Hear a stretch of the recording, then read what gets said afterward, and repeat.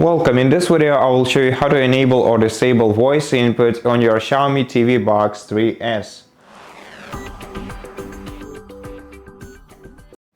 From the home screen of your TV, navigate to the gear icon to open Quick Settings menu and open all settings right away. Then scroll down to Privacy. Then in Privacy menu, navigate down to Google Assistant. And here you can enable or disable voice control by switching the toggle to the right or if you want to enable it, or to the left if you want to disable it. And if you disable voice control, nothing will happen after you press the voice input button. And if you enable voice control, you'll be able to search using your voice by holding down the microphone button and speaking to your remote control.